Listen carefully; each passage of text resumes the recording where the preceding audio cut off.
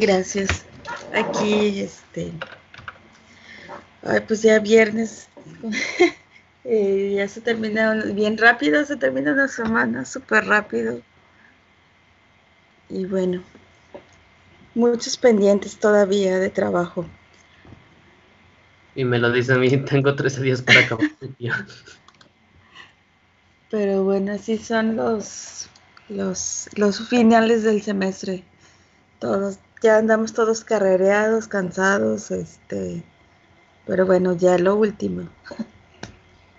¿Y qué tal este, ahora habrá oportunidad de, bueno, no sé, de hoy toca, es que el dichoso Black Friday, a ver cómo se pone la cosa en Estados Unidos con las ventas y demás. No sé, aquí también luego, ponen ahí ofertas, eh, a ver qué tal. Ojalá que no En, haya mucho problema de contagios a partir de esta fecha. en teoría todas las tiendas lo están haciendo digital, las ofertas, pero pues quién sabe los covidiotas, ¿no? Sí, sí, de hecho estaba escuchando en las noticias que había como mucha preocupación pues de ayer y de hoy porque sí se estaba moviendo mucha gente en Estados Unidos.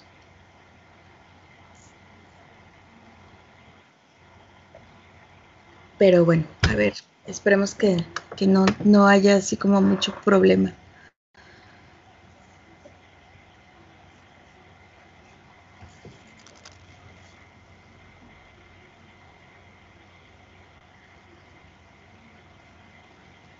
Bueno, pues ya viernes, ojalá que haya un momento para poder respirar, despejarse un poquito, descansar y pues sí avanzarle a todos los demás pendientes y ya salir de preocupaciones. Bueno, ya gracias por registrar su asistencia y ¿cuántos vamos? ¿Cuántos somos?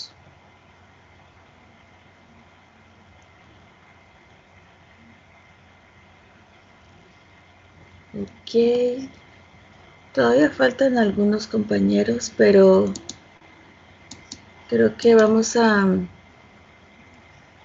dar inicio a la sesión, a las exposiciones. Bueno, voy a iniciar la grabación de la sesión del día de hoy. Y entonces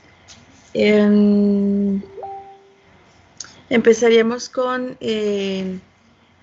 bueno, vamos a entrar ya a esta parte de la transición entre la colonia y la república, es decir, todo el proceso de independencia y cómo llegó, o digamos, la primera república, o cómo se formaron los estados. Creo que eso es este proceso, considero yo, para el noreste fue clave, digamos, en el sentido de la definición de las identidades locales. Entonces, digamos, por eso creo que es importante como ponerle un poquito o revisarlo con un poquito de detenimiento. ¿Sí, Miguel?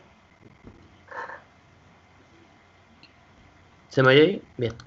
Este, como dato, en teoría, aunque existe la Tamaulipa y lo que hablamos en nuestra exposición de la colonización de Tamaulipas, Tampico y todo esto, realmente Tampico como ciudad-pueblo en sí, aunque existe el Tampico Alto, que está en Veracruz y bueno, toda la zona del Pánuco, se reparten un poco las poblaciones entre el norte de Veracruz y sur de Tamaulipas. En teoría, Tampico y lo que es Ciudad Madero se fundan hasta el gobierno de Santana, un poco después del plan de Casamata, que es justamente que pobladores de esta zona le solicitan personalmente a Santana la fundación de la ciudad y originalmente se va a llamar Tampico de Santana la ciudad. Oh, es un dato muy interesante. No, no lo conocía. Y bueno, digamos, precisamente por esta situación de que ya dentro del sistema republicano va a haber esta posibilidad, bueno, un poquito antes, desde la Constitución Gaditana o la promulgación de la Constitución Gaditana y en algunos otros sectores la Constitución, o bueno, que tuvieron gobiernos insurgentes y aparte también ellos también propusieron la Constitución de Patzingán que también permitía algunas cosas de estas, nombrar ayuntamientos, erigir gobiernos propios y demás. Va a ser, digamos, un elemento importante para precisamente la fundación de nuevos pueblos, nuevas ciudades, bueno, más bien de nuevos ayuntamientos que después van a ser considerados municipios y la definición también de muchos de estos, bueno, de algunos de los límites o de las jurisdicciones que van a funcionar ya durante todo el siglo XIX. Claro, va a haber algunas modificaciones porque algunas poblaciones pues van a ir adquiriendo estas categorías de municipios a lo largo del siglo XIX, o sea, todo este siglo XIX es como de formación, de definición de muchas cosas, ¿no? Y, digamos, para el noreste creo es algo importante y creo que si bien ya hemos visto que hay algunos rasgos que definen o que diferencian, más bien dicho, a los procesos que va a seguir cada una de estas provincias, creo que en este periodo, en esta parte, es cuando se definen todavía más las características ya propias de cada espacio. Bueno, muchas gracias Miguel por el dato. Vamos a iniciar entonces con... Solo un error, maestra, no es Tampico de Santana, es al revés, es Santana de Tampico. Y de hecho okay. todavía va a recabar más relevancia, porque es justamente ahí donde se libra la batalla de Tampico llamada, que es donde Santana defiende heroicamente, a pesar de que se le tira mucho y se le tacha como villano traidor de la historia, defiende a México del intento de reconquista español que surge a partir de una expedición cubana, creo. Sí, no, Santana es una figura muy polémica, tiene momentos de mucha luz, pero pues también de mucha sombra, ¿no? Y pues sí, es como uno de los grandes villanos, pero pues digamos también en su momento fue uno de los héroes importantes y de los líderes eh, importantes de este México eh, medio caótico. Digo, sí hay mucha inestabilidad y demás, pero digamos, yo pienso que es parte de todo el proceso formativo, ¿no? Y si bien hay, igual como en otros procesos que hemos visto, si bien hay provincias o estados en donde hubo mucha inestabilidad política y militar y demás. Hubo otros espacios que digamos, no hubo tanto, eh, o sea, bueno, la inestabilidad no fue tanto, hubo un cierto crecimiento y cierta estabilidad que permitió precisamente este crecimiento. Entonces, igual, el siglo XIX tiene muchas cosas también que develar y que ofrecer, ¿no? Digamos, para quitar también, hay muchos mitos y muchas visiones así de discurso que también hay como que derribar. Bueno, entonces, buenos días a todos y vamos a iniciar entonces con Carolina y Claudia. Adelante.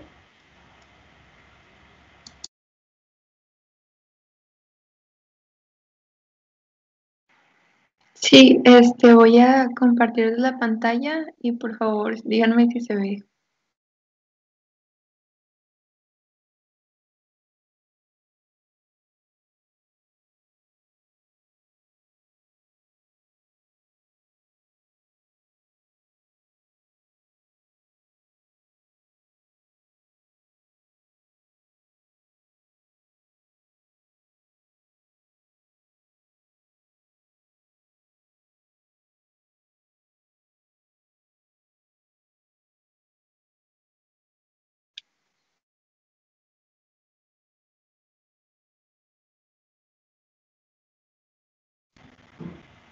Bueno, como que saliste del modo de compartir. Bueno, sí estaba así como empezando a mostrarse tu pantalla, pero ahorita ya saliste del modo de compartir. Ok, bueno, entonces lo voy a intentar de nuevo.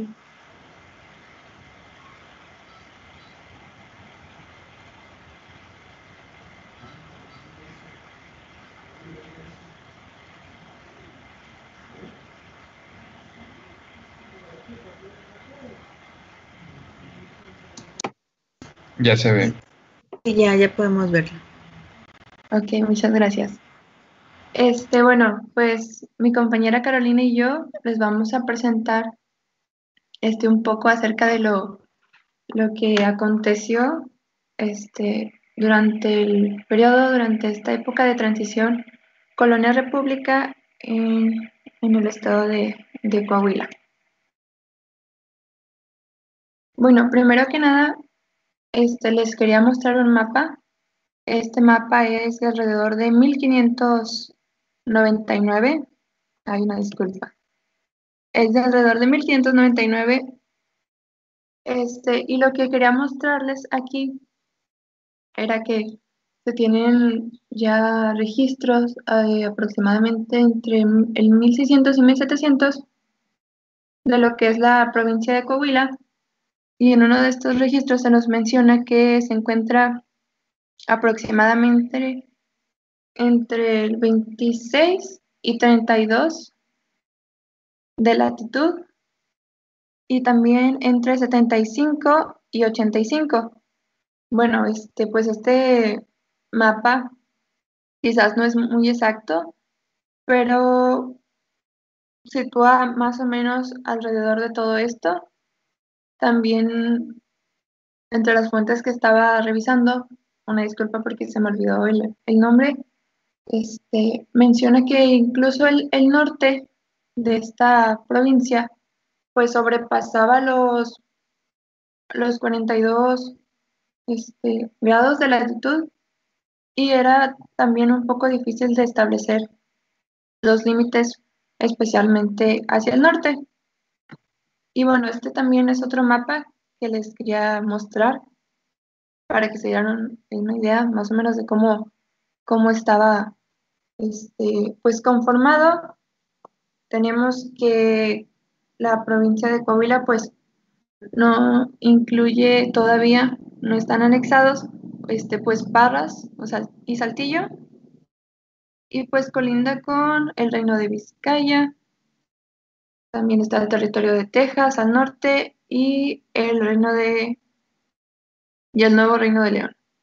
Y bueno, pues si pueden ver, como dice aquí, estos son los límites que sí están muy bien delimitados, muy bien establecidos, y todos los que aparecen aquí de esta manera, pues no están tan bien definidos. Bueno, los nombres. Dentro de los archivos que estuvimos revisando, pues aparecen que a lo largo del tiempo, pues Coahuila ha recibido diversos nombres. Entre ellos, pues hay varias explicaciones del por qué el nombre de y bueno, unas de ellas nos dicen que pues se refiere a coahuiltecas, que es el gentilicio de la tribu indígena que habitó la mayor parte del territorio. Esta se centraba, si no me recuerdo, en el centro y norte. También hay otras versiones que nos dicen que Coahuila proviene del náhuatl, coatl, que significa culebra, y huilana, que significa arrastrarse, lo que nos da como definición etimológica lugar en donde se arrastran las serpientes. También tenemos que Coahuila significa víbora. Esta definición del nombre de Coahuila este, aparece gracias a la Secretaría de Educación, más o menos ahí por la época de José Vasconcelos, y pues es uno de los nombres que se le atribuyen. Pero actualmente una interpretación más aceptada es que Coahuila realmente significa abundancia de árbol.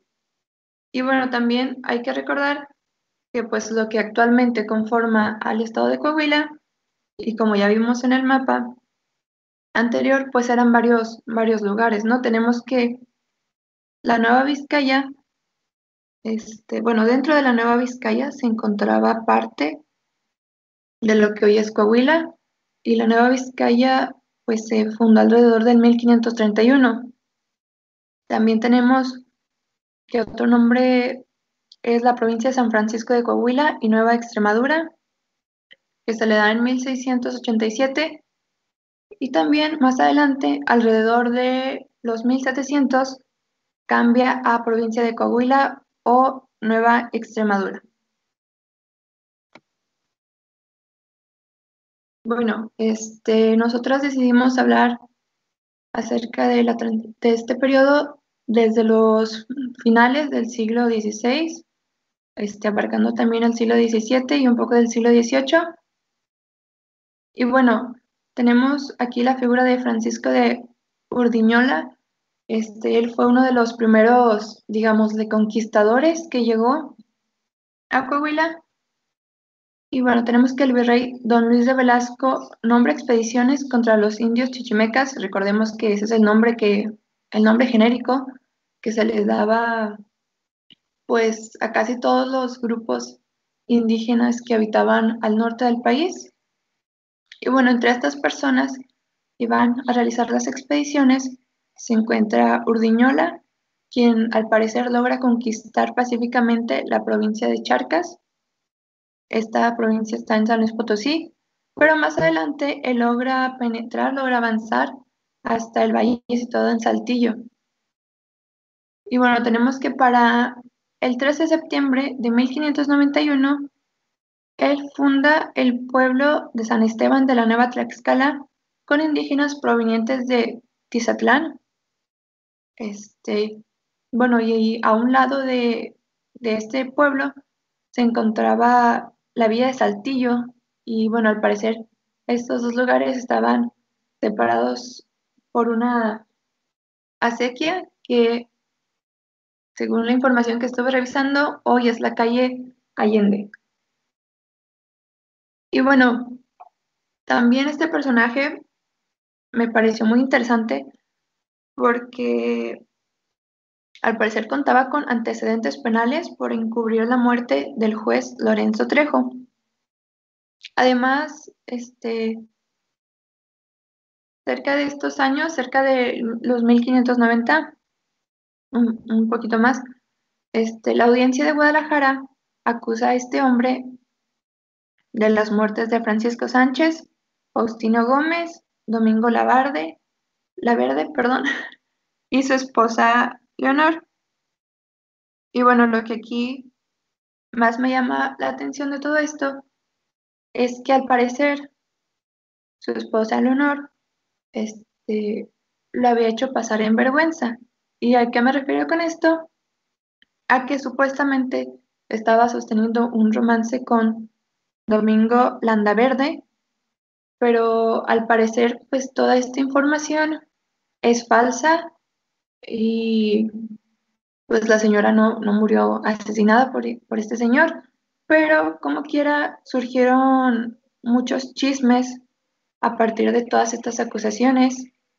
Aunque sí se le encontró culpable de las muertes de Francisco Sánchez y Faustino Gómez, las otras dos no se pudieron comprobar. Y bueno, fue sentenciado por encubrir la muerte del juez a 6 años, los cuales se redujeron a 2, en los que lo mandaron a otro lugar. Y bueno, también tuvo que pagar una grande suma de dinero. Y si no me recuerdo, la pagó con monedas de oro, ¿no? Y bueno, pues como era una cantidad pues grande, al parecer sorprendió, sorprendió a las personas de que hubiera logrado realizar el pago. Y bueno, también tenemos a Francisco de Urdiñola, hijo. Bueno, él hace su entrada a Saltillo en 1575, acompañado de 60 familias. Esta información de las 60 familias nos la da un cura.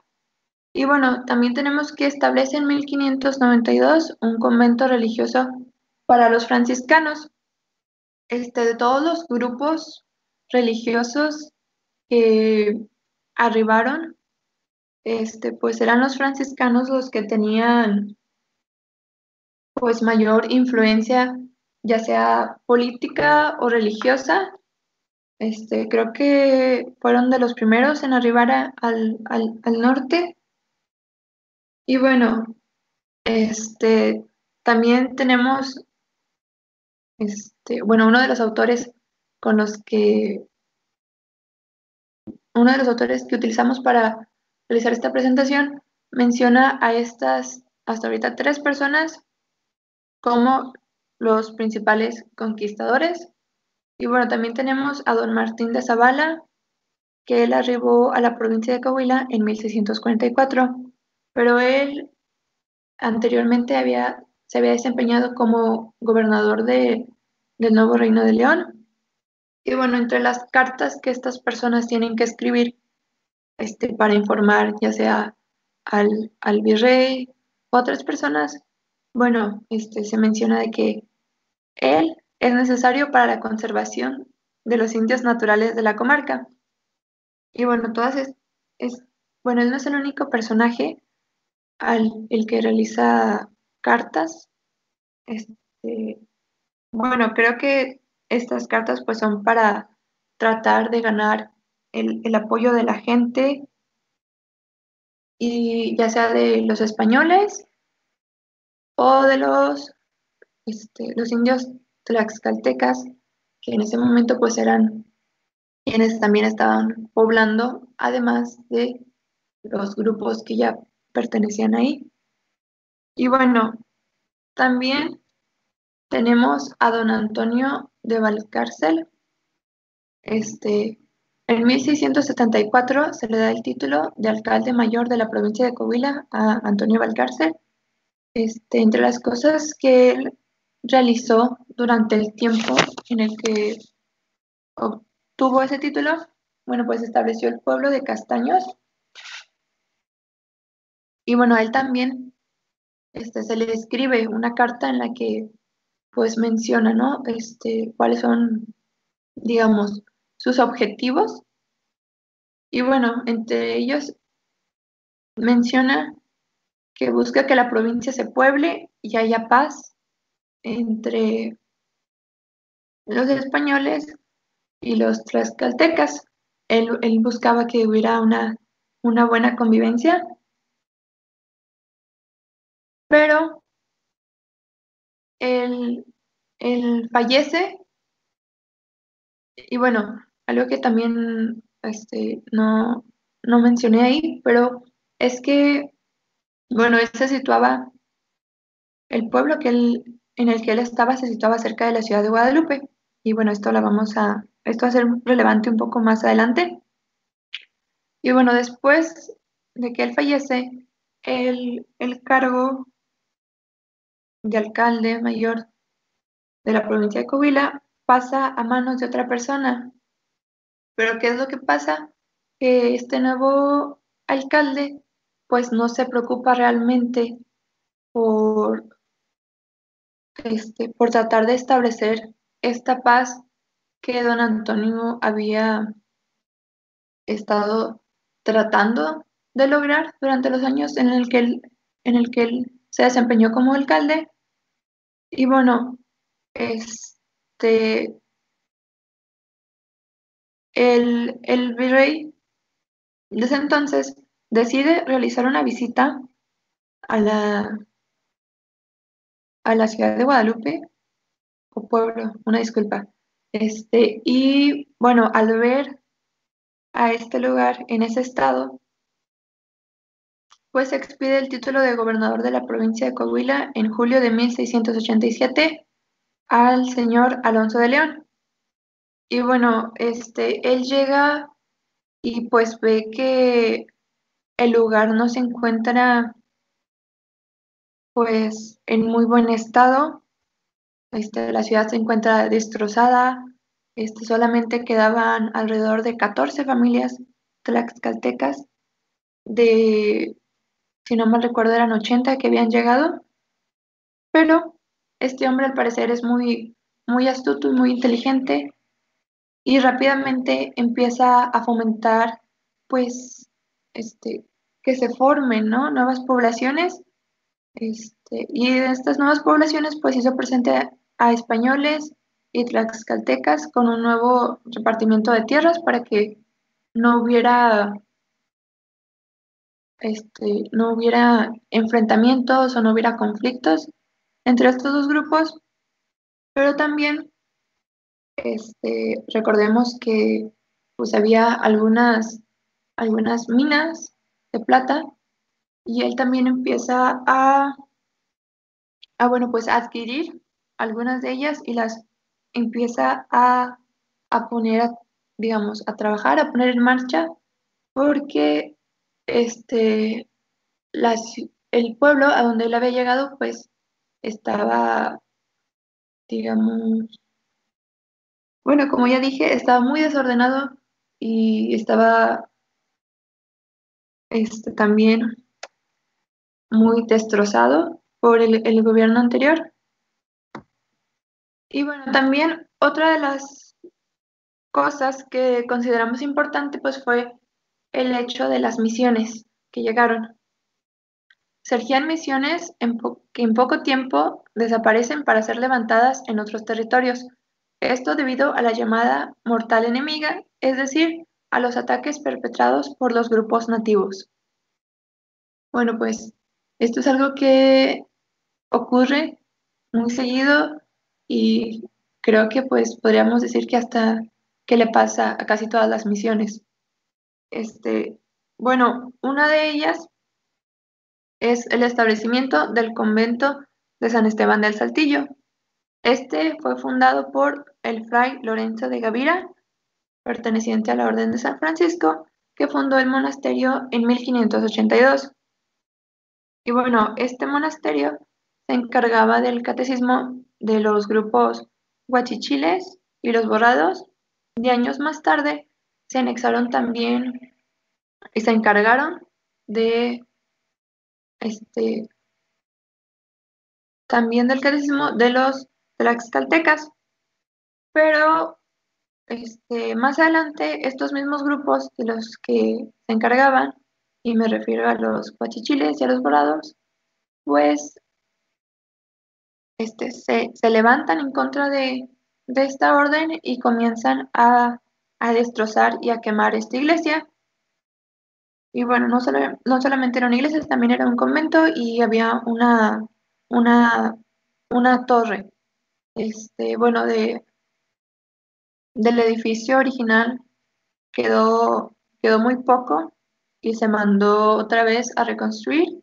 Y bueno, esta es una imagen, una fotografía, pues de la iglesia. Y bueno, también algo que destaca de este convento es que fue el núcleo de las demás misiones que se fundaron al norte de Coahuila. Aquí arribaban nuevos grupos y de ahí mismo salían. Entre estos podemos nombrar a la misión de Buenaventura, de San Buenaventura, que es de la que les voy a hablar a continuación. Y bueno, la verdad es que se fundaron demasiadas misiones, pero solamente voy a hablar como de unas 4 o 5 porque sí son demasiadas. Y bueno, esta misión de San Buenaventura fue fundada por el fray Manuel de la Cruz en 1673. A esta misión se le unieron los indios Cabezas, los Contotores y los Arigames. Bueno, esta se ubicaba a 20 leguas al oeste de Coahuila y luego se traslada a Cantotores, 6 leguas más cerca. Y bueno, pues este traslado se da debido a los choques, a las peleas, a las guerras que se dan con otros grupos que también pues pertenecían a la región. Y también tenemos otra misión que es recordada porque se trasladó varias veces, que es la misión de Santa Rosa de Nadadores, que fue fundada en 1675 y para el año de 1688 se traslada hacia el río Nadadores. Anteriormente esta misión era conocida como Misión de Santa Rosa, pero una vez que se anexa junto a este río, pues ya se le agrega de nadadores. Y bueno, esta se encontraba a 7 leguas al noroeste de Coahuila. Y en esta misión se encontraban los indios Cotzales, los indios Manos Prietas, y también se anexaron 8 familias tlaxcaltecas una vez arribados junto al río. Y bueno, algo que tienen en común estas dos misiones es que en 1713 ambas fueron destruidas y saqueadas por los indios Tripas Blancas, quienes a su vez eran capitaneados por Don Dieguillo. Don Dieguillo es una figura que también vamos a retomar un poco más adelante. Y ahorita vamos a continuar hablando sobre las misiones. Otra de las misiones que destacan es la de San Miguel de Aguayo, fundada el 27 de abril de 1675 por don Antonio Valcárcel, que si recuerdan, pues era uno de los conquistadores de quienes hablé hace un momento. Y bueno, él se estableció en el pueblo de San Miguel de Luna, contiguo a la ciudad de Guadalupe. Pero bueno, como ya mencioné, este personaje, don Antonio, fallece y para cuando llegó Alonso de León, pues la ciudad de Guadalupe estaba destruida y solo había un reducido vecindario de 14 familias tlaxcaltecas. Otra de las misiones es la misión de San Bernardino de la Candela, que fue fundada en el año de 1690. Muchas de las misiones fueron fundadas entre los 1670 y los 1690. Y bueno, esta misión estaba compuesta por indios catujanos, tilijáis, milijáis y tlaxcaltecas. Los tlaxcaltecas casi siempre se anexaban después.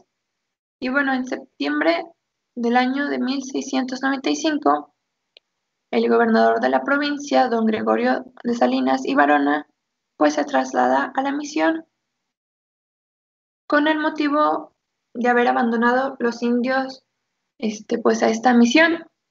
Entonces, pues el gobernador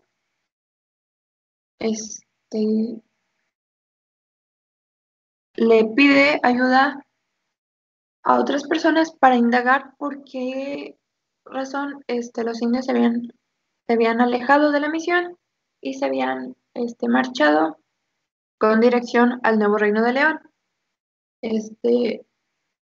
La respuesta fue que los indios habían manifestado que no se resolverían a volver a la misión porque al parecer le tenían miedo a uno de los frailes que estaba encargado de pues su educación, porque este fraile al parecer era muy, muy violento y por eso ellos habían decidido alejarse.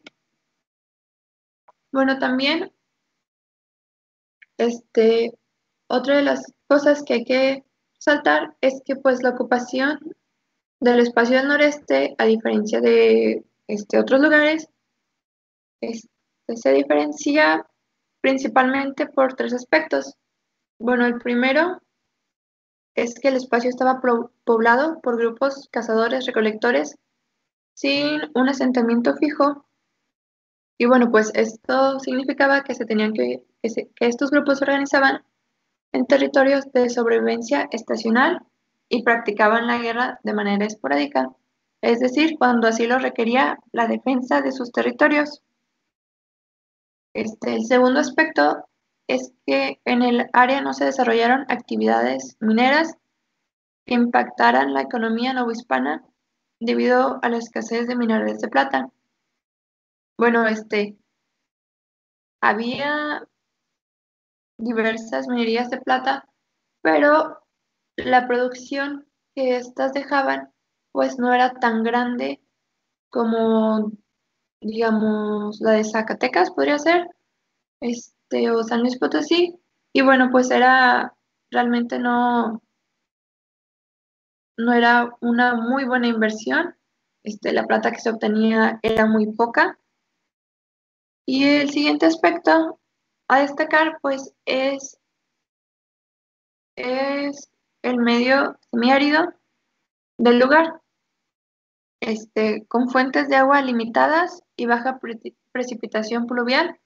Esto provocó la expansión de una agricultura de riego y el desarrollo de una importante actividad ganadera, tanto de carne como de producción de lana, así como de producción de mulas y de caballos, pero este último aspecto pues realmente trajo cambios al medio ambiente al que estaban acostumbrados pues los grupos nativos, porque pues todos estos animales necesitan comer y necesitan pastar, entonces pues se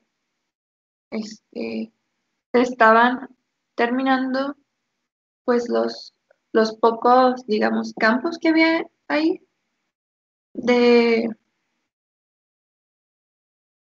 los, en donde pues ellos realizaban, bueno, no realizaban, donde ellos ocupaban para su agricultura y bueno, pues este cambio también les afectó obviamente les afectó a los grupos nativos y esto pues también fue una de las razones por las que empezaron a atacar a, a los asentamientos españoles. Pero bueno, me gustaría pedirle a alguien que si podía ayudarme a leer este párrafo para que no esté tanto mi voz.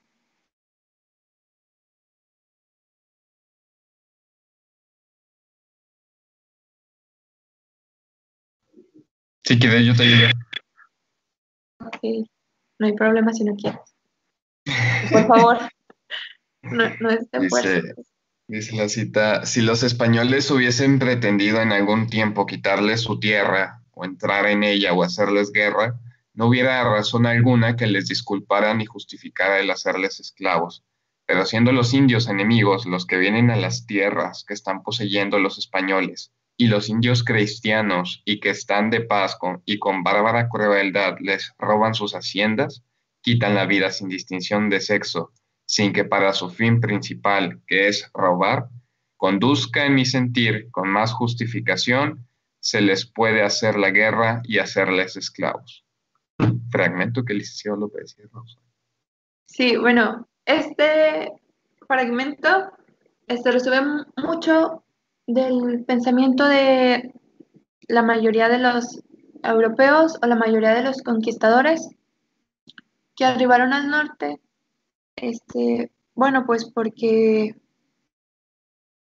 como vamos a ver más adelante, es esto de hacer esclavos a los nativos, pues les dejaba más dinero. Y bueno, este fragmento es del licenciado Don López Sierra Osorio, que él fue un oidor de la Real Audiencia de México y gobernador y capitán general del Reino de la Nueva Vizcaya. Bueno, esto se lo escribió al virrey, supongo, en septiembre de 1678. Y bueno, pues el grupo de colonizadores utilizó diversas prácticas de enfrentamiento y control de los grupos nativos. Estas prácticas, sustentadas en la figura de la guerra justa, nutrieron el desarrollo de una actividad económica característica en esta región, sustentada en la captura y comercialización de los nativos en calidad de esclavos. Bueno, todo esto porque esta actividad pues les estaba dejando mucho más dinero, incluso que lo que ganaban dedicándose a la ganadería. Y bueno, entre la práctica misional y la guerra ofensiva instaurada por los colonizadores del noreste, se tejió una compleja trama de relaciones que sintetiza una intensa lucha por el uso y control del espacio productivo, o sea, refiriéndonos a las tierras, y de la masa indígena, misma que al parecer se extendió hasta la segunda mitad del siglo XVIII, que es cuando se empieza a cuestionar todas estas misiones.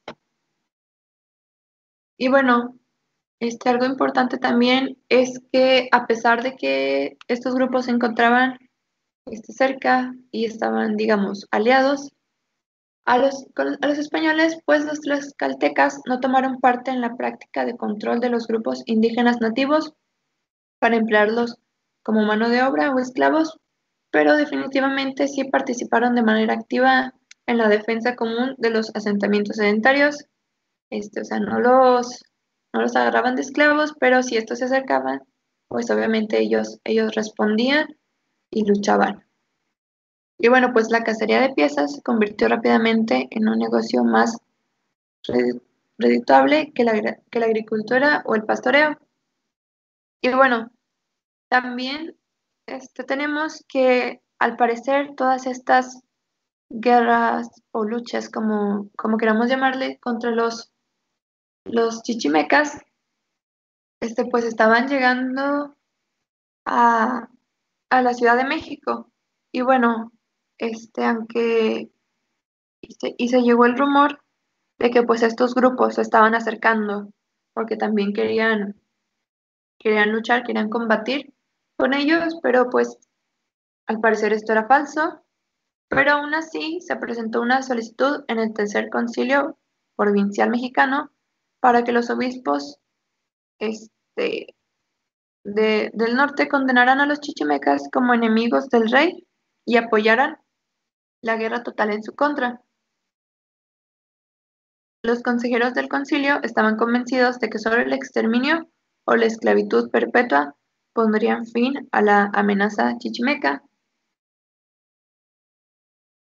Y bueno, también vamos a retomar un poco la figura de Don Dieguillo. Don Dieguillo o Don Diego Valdés era quechal por ser de la misión de los nadadores e indio parreño por haber pasado en Parras sus últimos días. Bueno, como ya mencioné, fue una persona que pues realizó diversos saqueos a varias misiones. Este, y bueno, pues les voy a leer un fragmento. Diego de Valdés, capitán general de las Naciones de Oriente, y su sobrino, el negrillo llamado Pablo Muñoz, y Nicolás, alias el Carretero, sobrinos ambos a dos del dicho don Diego, vinieron a casa del señor gobernador de estas provincias, y para ello convocó al capitán de los Tripas Blancas, alias el Ronquillo, y sus secuaces, y asimismo destruyeron los ornamentos y vasos sagrados de la misión de nadadores, y asimismo la de San Buenaventura, cercando dicho don Diego esta villa por las cuatro partes para destruirla. Y bueno, pues al parecer, otro de los personajes que también se ve, este, se ve dentro de estos ataques y destrucciones a las misiones, pues es un hombre al que le dicen Don Pedrote. La verdad es que no pude encontrar mucha información acerca de él. Nada más que, pues Don Pedrote también comandaba a diversos grupos indígenas para que salieran a matar, pues principalmente a todo español que se encontraban. Y bueno, pues estas dos personas, don Diego Valdés y don Pedrote, pues eran, eran influyentes dentro de diversos grupos indígenas. Y bueno, ellos también asaltaron la banda, no, ellos también asaltaron la misión de Contotores y bueno, pues fueron una banda que se se dedicaba a asaltar,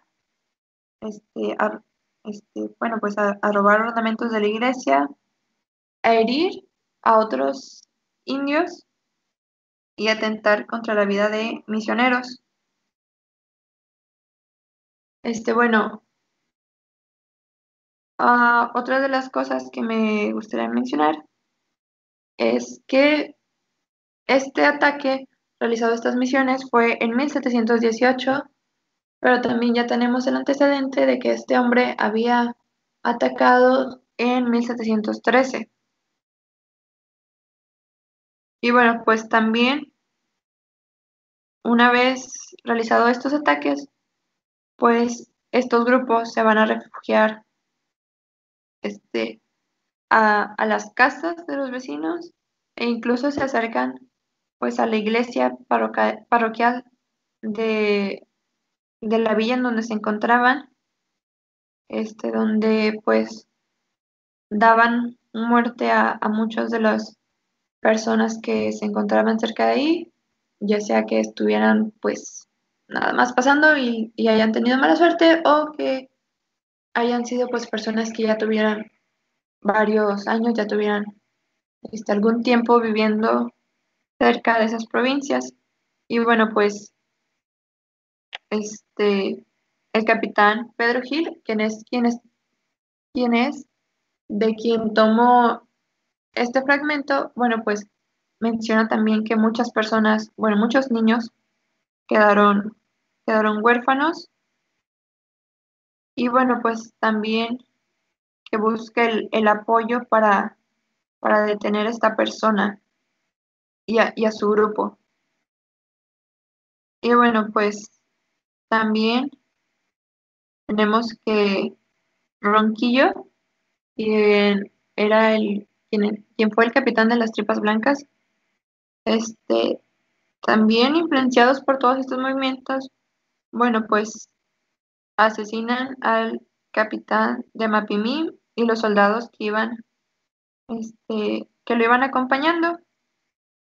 Y bueno, también al general León, que fue gobernador de la provincia en donde se encontraba.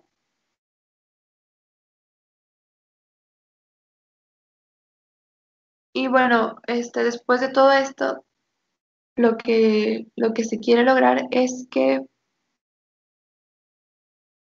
le lleven la cabeza de don Diego y de todos aquellos que habían participado pues en estas, digamos, revueltas, este, para que bueno, o sea, bueno, lo que pedían era incluso que llevaran también las cabezas de alguien similar a ellos. Realmente no importaba mucho si al final de cuentas le habían cortado la cabeza a don Diego o no, se conformaban con que hayan matado también a alguien muy parecido a él.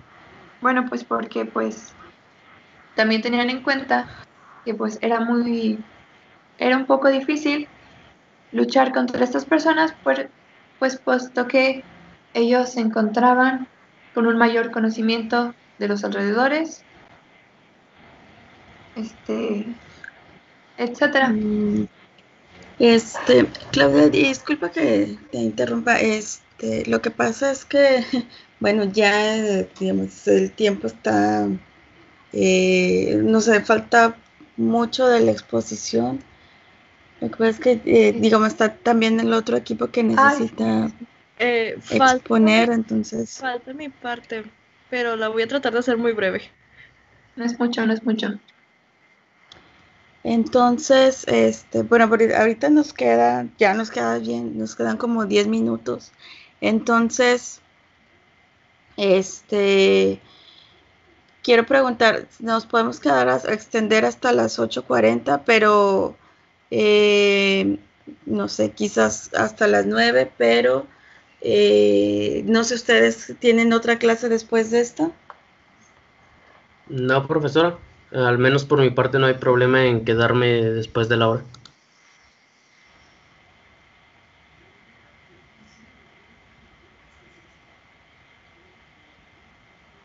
¿Cómo ven los demás?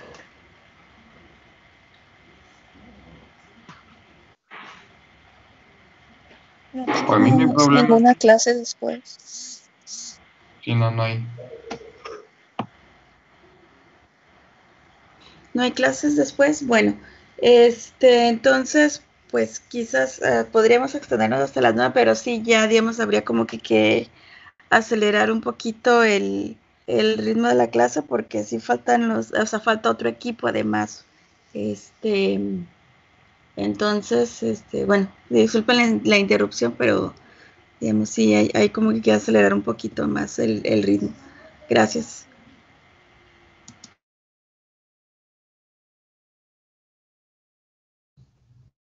Bueno, bueno, para retomar y hacerlo más breve, ya voy a abarcar sobre las reformas borbónicas, lo que trajeron en el estado de Coahuila, que pues realmente las reformas borbónicas se impusieron con Carlos III en España y poco a poco fueron llegando a América. Estas reformas consistían en hacer algunos cambios en los aspectos económicos, políticos, territoriales y sociales. Lore, dale. Bueno, entre los aspectos políticos estaba la figura del virrey quedó totalmente limitada. Realmente el que tenía el poder era el rey. Y para asegurar que estas reformas se cumplieran, algunas familias llegaron al estado, a lo que es el estado. Entre las familias son los Musqui, los Arizpe y los Elguezábal. También pues algunos grupos sociales como los criollos quedaron marginados. Ya ni siquiera podían ocupar puestos importantes de gobierno. Entre los económicos pues fue la llegada de nuevos impuestos porque se decía que en un inicio pues sí los impuestos estaban a cierto nivel, pero fueron bajando las recaudaciones, entonces también fue disminuyendo un poco la población indígena, entonces decidieron meter mayor presión. Entre los cambios territoriales, bueno, el territorio primero pasó el noreste y algunos estados del noreste, bueno, más bien todo el norte. Primero en un inicio quedó dividido como otro tipo de territorio. Sin embargo, después ya lo dividieron como por intendencias y Coahuila pasó a formar parte de la Intendencia de San Luis Potosí. La Intendencia de San Luis Potosí abarcaba, aparte del estado de San Luis, abarcaba más estados. De hecho, es la intendencia que más territorio tenía. Cambio, por favor.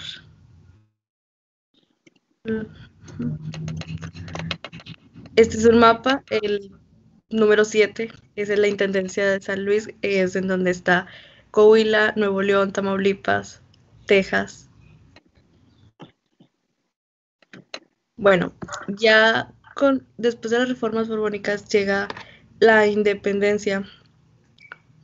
Transcurría en septiembre de 1810, pues había las ferias, las ferias que acostumbraba la gente de otros lugares de la Nueva España llegar, porque era una de las ferias importantes en donde aprovechaban a vender todos sus productos, a intercambiarlos, y también en esos días se aprovechaban para hacer corridas de toros, carreras de caballos, baile.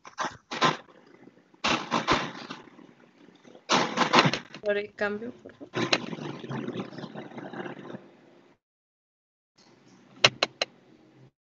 En dichas ferias, el coronel Armando Cordero y Bustamante, que era el gobernador de la provincia, pues recibió la noticia de Calleja sobre la rebelión que estaba encabezando Miguel Hidalgo, pero no le tomó mayor importancia,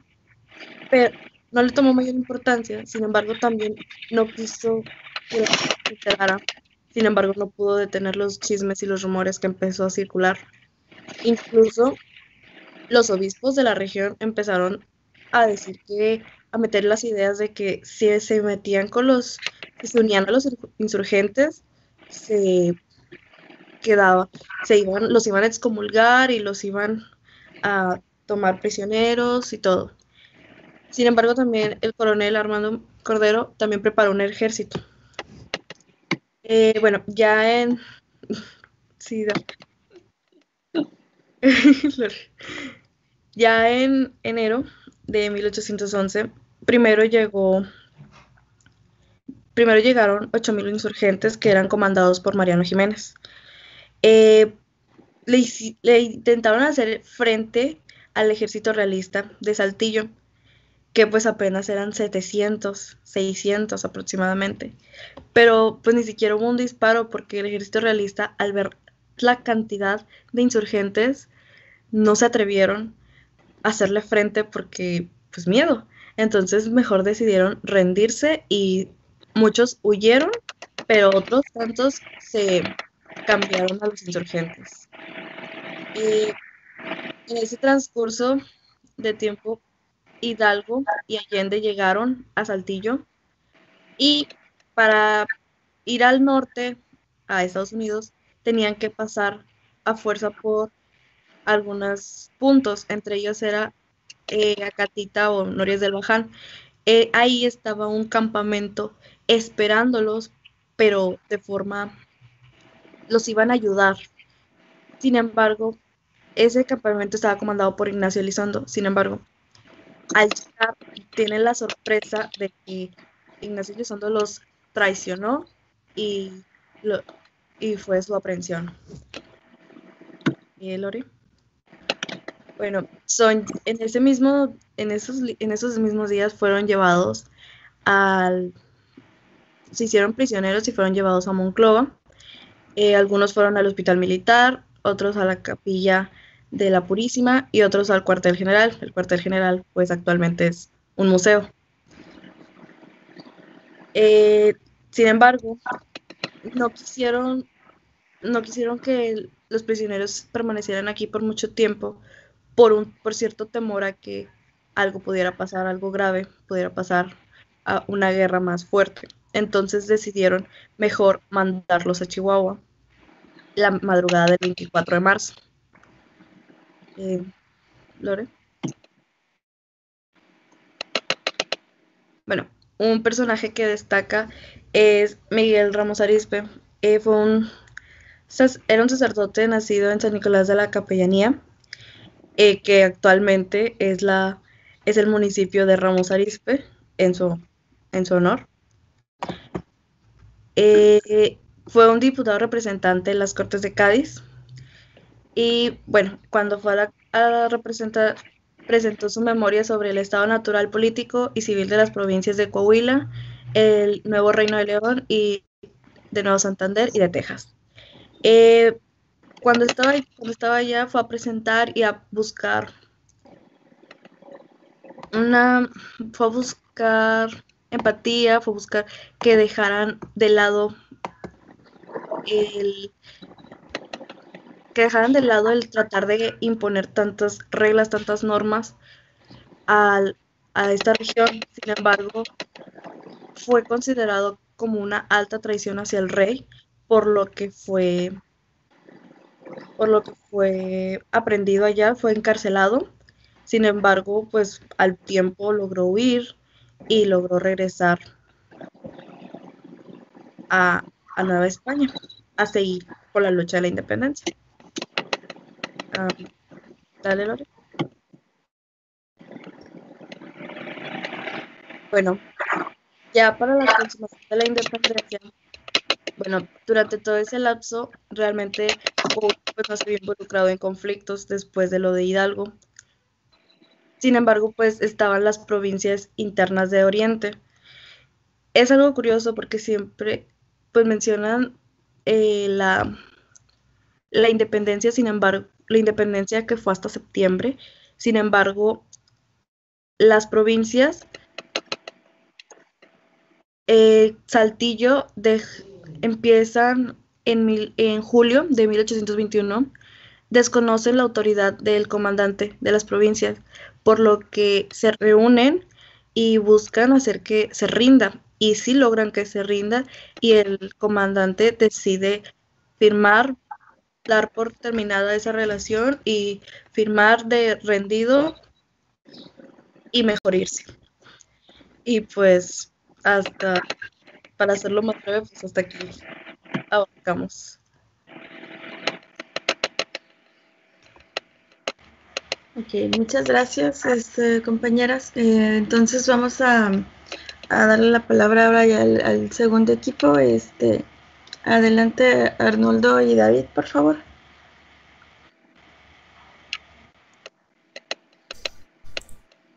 Déjeme comparto pantalla.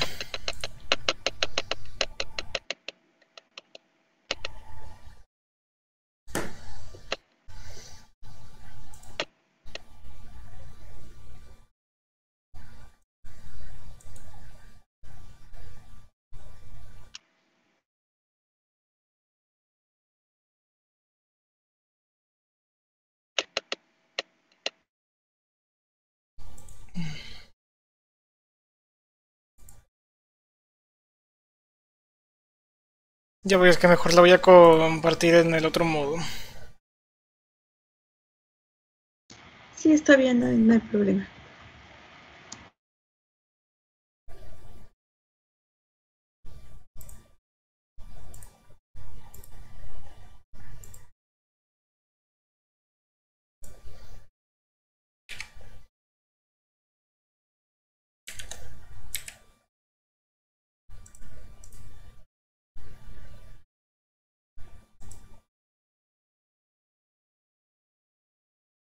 ¿Se ven? ¿Se ven? Sí, ya podemos ver tu presentación. Ok.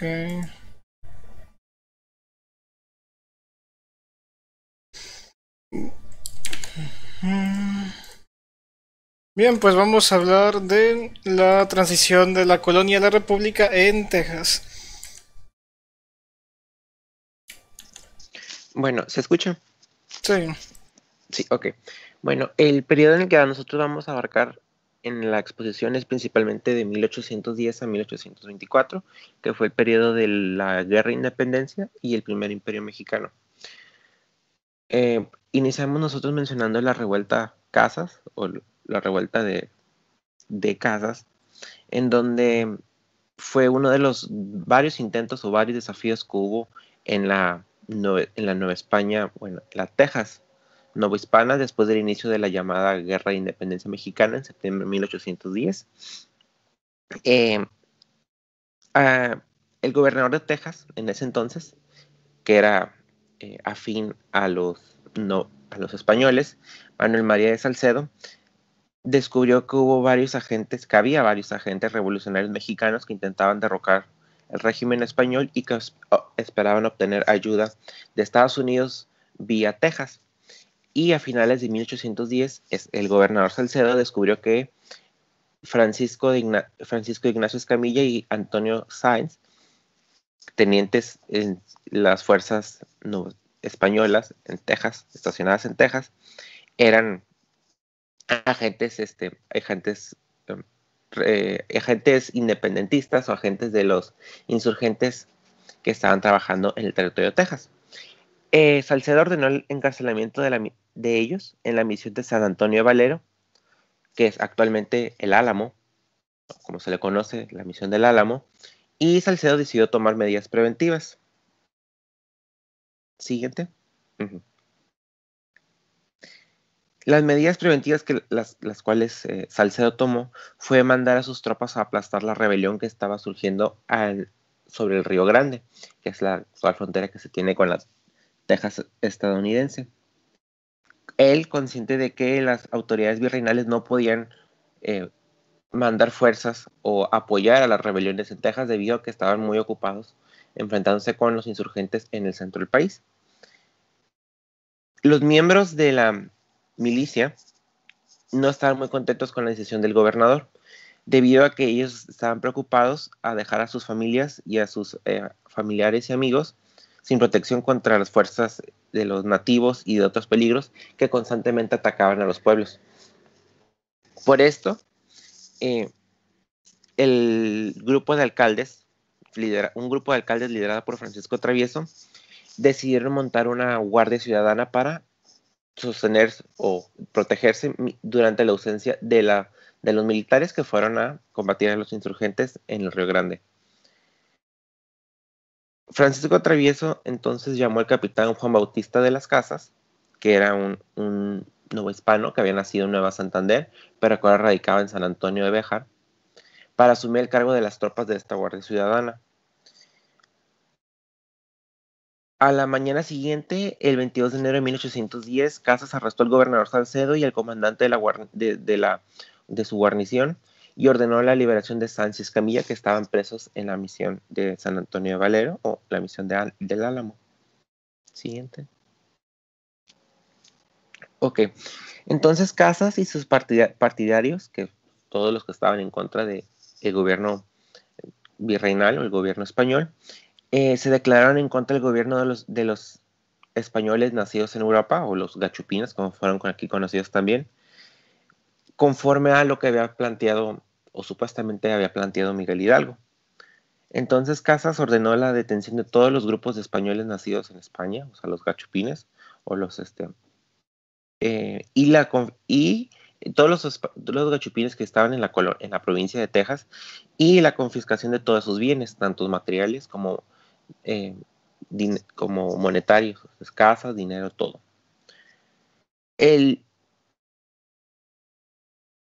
Entonces, el liderazgo revolucionario de Coahuila, que estaba en Coahuila, no en Texas, escuchó el éxito de Casas, que tuvo al derrocar al gobernador español, y lo nombraron a él como gobernador interino de Texas.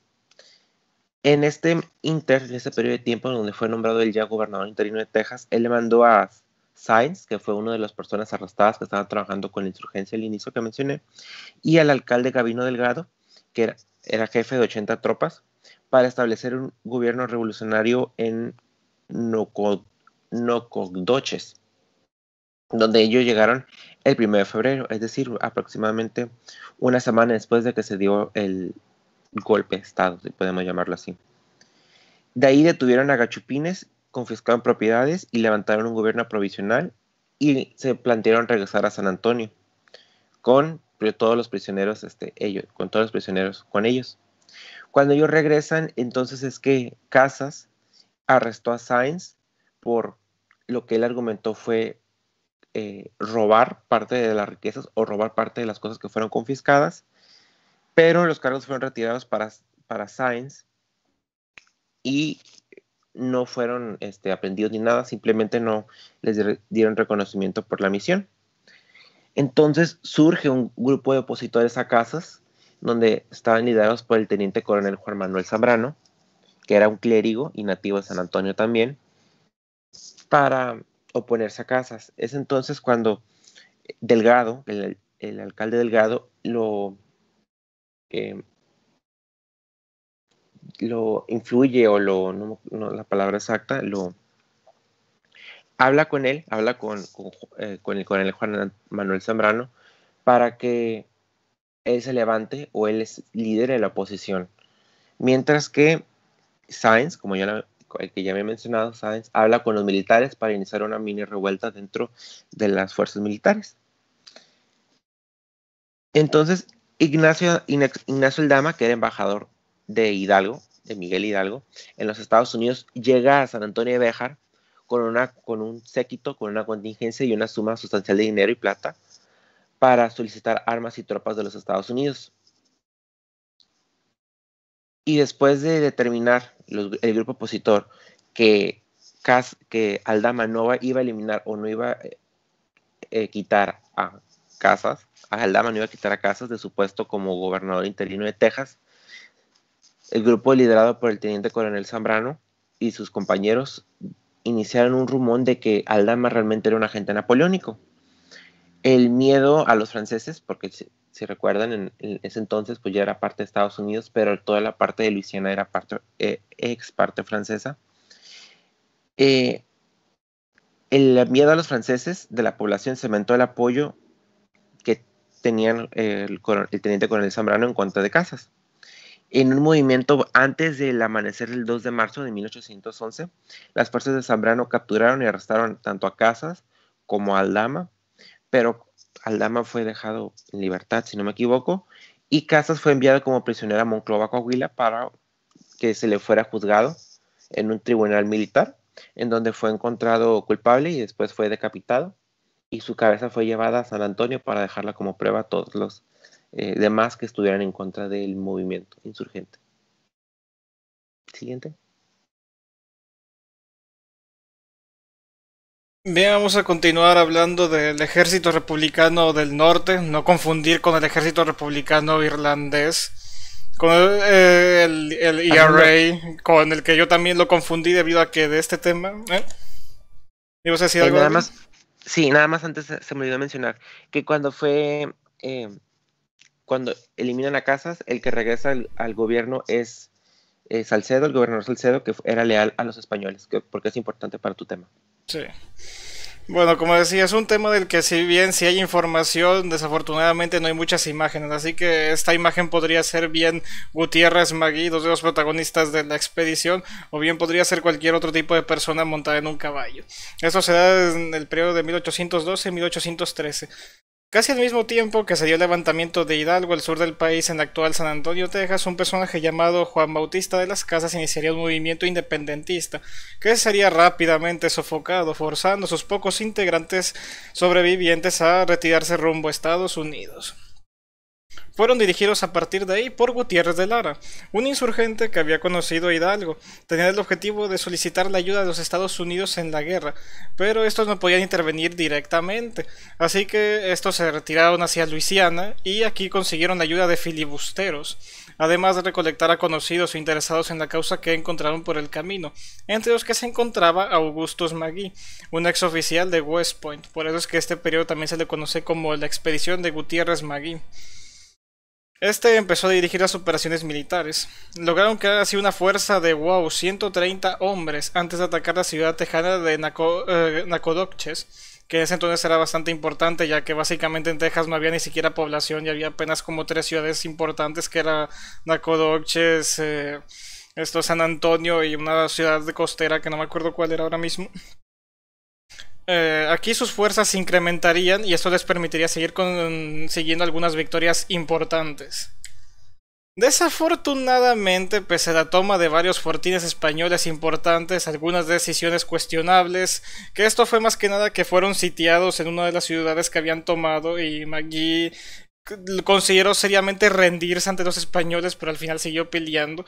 Esto aún así le ganó muy mala fama entre sus hombres porque estuvo a punto de rendirse y no veían bien el hecho de que su general estuviese tan declarado, tan dispuesto a rendirse ante esta causa.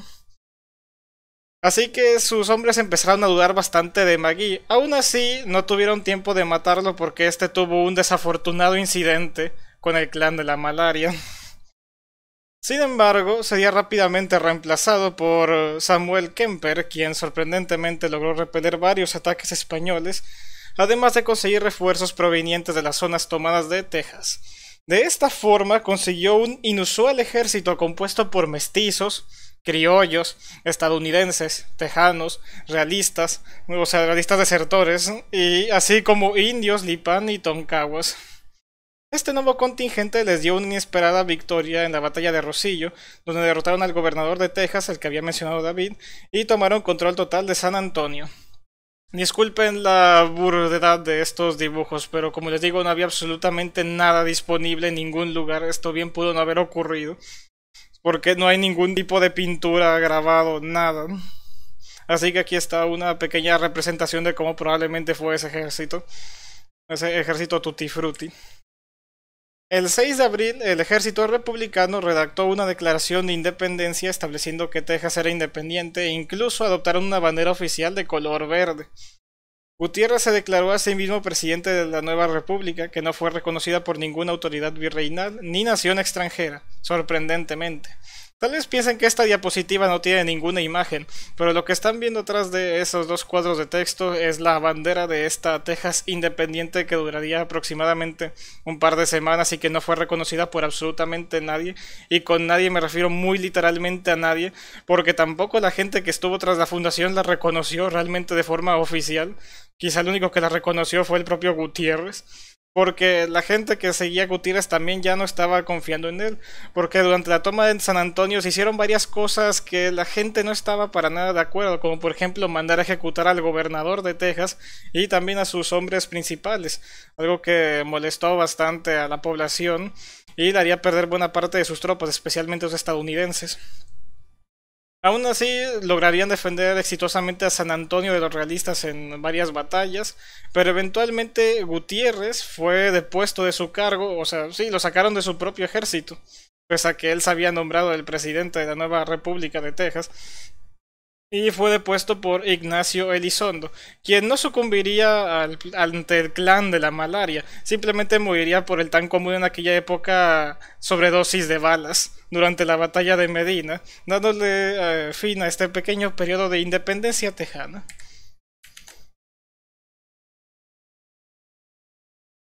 Bueno, el siguiente punto es el Tratado de Adams-Onis. Fue un tratado firmado en 1819 y que fue oficialmente llamado el Tratado de Amistad, Arreglo de Diferencias y Límites entre Su Majestad Católica el Rey de España y los Estados Unidos de América, firmado el 22 de febrero de 1819. Este tratado fue firmado por John Quincy Adams, que era secretario de Estado en ese entonces y que posteriormente se convertiría en el presidente de los Estados Unidos unos 6 años más tarde, si no me equivoco. Y Adams-Onis y Luis de Onis, que era el representante del rey en ese entonces. Este fue un tratado entre los Estados Unidos y España en donde se le cedió la Florida a los Estados Unidos y definió la frontera entre Estados Unidos y la Nueva España. ¿Por qué él se firmó el tratado? Pues Florida se había convertido en una carga para España debido a que no podía enviar colonos o no puede enviar fuerzas militares al territorio, por lo que debido a la falta de dinero, a las guerras que estaban sucediendo en Europa y la guerra de insurgencia que estaba sucediendo en México, por lo que el gobierno español decidió cederle el territorio a los Estados Unidos, el territorio de la Florida, a cambio de que se resolviera la controversia de cuál era el límite entre Texas y Luisiana a lo largo del río Sabine, en ese entonces en la Texas española. Y el tratado estableció la frontera del territorio de los Estados Unidos y los reclamos que tenía Estados Unidos en las montañas rocosas, creo que es la traducción al español, las Rocky Mountains, a cambio de la reclamación de los residentes estadounidenses en contra del gobierno español por hasta $5 millones y la renuncia de Estados Unidos a reclamar cualquier parte que fuera después del río Sabine y las otras zonas españolas en virtud de la compra de Luisiana. Realmente ese tratado cayó en 1821 cuando la Nueva España se convierte en el primer imperio mexicano. Entonces pues este tratado realmente únicamente sirvió o fungió entre los dos países que lo firmaron, España y Estados Unidos, de 1819 a 1821. Aunque los límites se mantuvieron, pues ya no existía la Nueva España. Siguiente. Ahí se puede ver más o menos el límite. La línea roja fueron los límites que quedaron.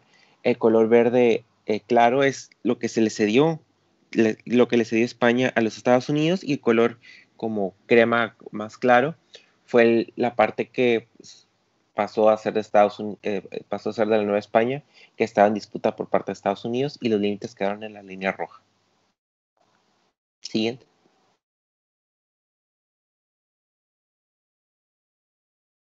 Bien, vamos a continuar con las migraciones estadounidenses a Texas en 1821. Bueno, este periodo se inició, bueno, aquí puse a Stephen Austin, pero realmente se inició con su padre, quien había intentado hacer algunas misiones de poblamiento a Texas con el permiso del virreinato, con el permiso sí, en ese entonces era el virreinato, pero básicamente inició la independencia, hubo un montón de conflictos y el padre de Austin murió. Así que continuó su hijo, Stephen Austin, quien pidió permiso al recién formado Imperio Mexicano de continuar con la labor de su padre de buscar colonos estadounidenses para repartirles tierras en Texas para que las trabajaran. De esta forma llegaron los primeros 300 colonos estadounidenses enviados por Austin en 1822, quienes fundarían una nueva ciudad con este mismo nombre. Como se estarán imaginando, la ciudad de Austin en Texas es por Stephen Austin, quien es también considerado a veces como el padre de Texas. Esta primera llegada de colonos sería el inicio de una larga serie de migraciones a Texas llevadas a cabo en mayor parte por estadounidenses, que huían de condiciones difíciles en sus tierras originarias. Un poco irónico, ¿no creen? Y que veían más oportunidades en las tierras mexicanas. Con el tiempo, grupos de hasta 100 y 800 familias norteamericanas vendrían a poblar las tierras tejanas. Sí, Texas ya era un lugar conflictivo de por sí. Ya vimos que hasta habían intentado independizarse antes de que siquiera hubiera mucha influencia estadounidense en el estado. Con este nuevo, o sea, si vemos que es un estado con tendencias separatistas, y ahora le sigues metiendo más y más familias norteamericanas que también están hartos de Estados Unidos, pues normal que con el tiempo se vaya a ver más problemas con Texas intentando separarse de cualquier administración externa. Este periodo no estuvo exento de disconformidades entre el gobierno mexicano y los colonos, pues muchos no estaban dispuestos a volverse católicos o simplemente mentían diciendo que lo eran. Además que los intereses estadounidenses en la posesión de esclavos negros contrastaba fuertemente con la abolición mexicana de la esclavitud. Porque sí, ellos querían de fuerzas, o sea, ellos estaban demasiado acostumbrados a tener esclavos negros, pero no les dejaba el gobierno. Aún así, por lo que encontré, había veces en las que se mantenían esclavos de forma ilegal y se intentaba ocultar esto a las autoridades. Sin embargo, tenían que tener mucho cuidado con esto porque se le había dado el poder, o el gobierno le había dado el poder a los gobernantes de Texas de hasta aplicar pena capital ante ciertos delitos, por lo que era bastante riesgoso el estar teniendo esclavos en secreto.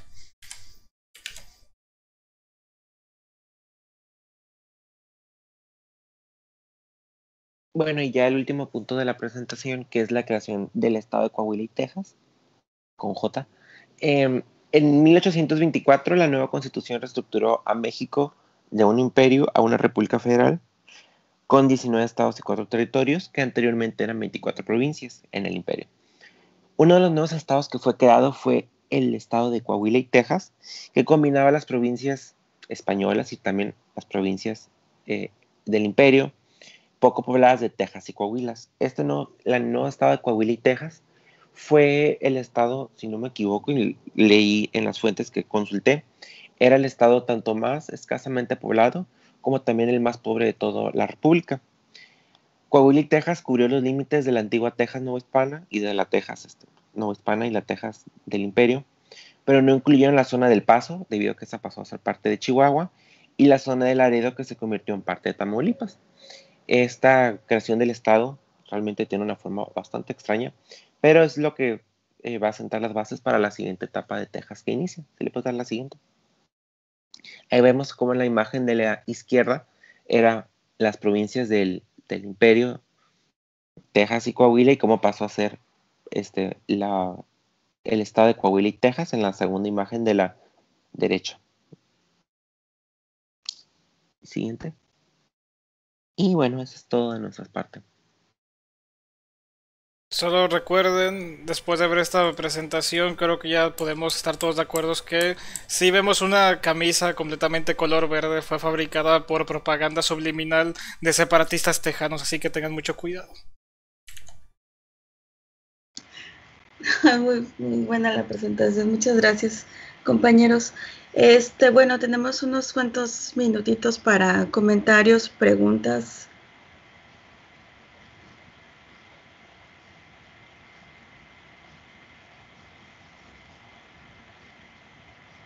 Como podemos ver, pues son dos espacios con procesos muy, con procesos muy distintos a lo que generalmente estudiamos y conocemos de tanto del el poblamiento como los movimientos de independencia.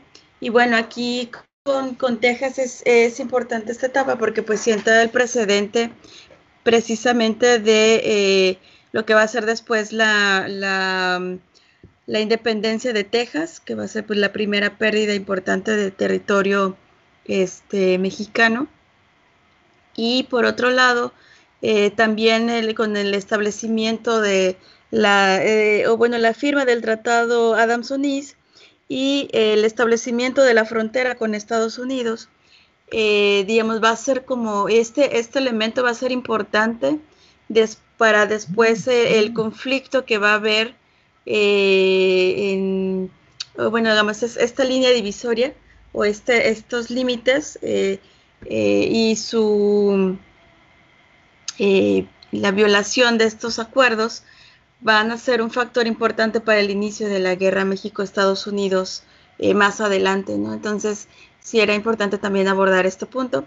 Y bueno, Texas, como ya mencionaron también sus compañeros, 2 de los territorios pues con menos población, muy vastos, muy extensos, con también muchos conflictos con la población indígena y también pues con mucha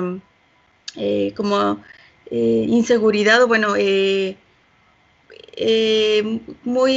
con mucha predisposición o con mucho peligro de ser tomado por otras naciones, ¿no? En este caso, pues el peligro de alguna incursión francesa o de los mismos norteamericanos, pues siempre estuvo ahí presente, ¿no?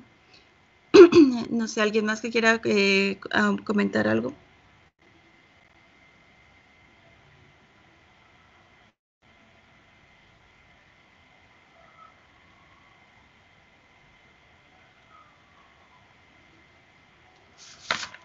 ¿No? Bueno, pues muchas gracias a los equipos que expusieron el día de hoy. Vamos a detener la grabación de la sesión y pues entonces yo los veo la próxima semana. Gracias, maestra, nos vemos. Gracias, maestra. Gracias, maestra, que tenga buen día. Gracias igualmente, Maestro. que tengan un buen fin de semana.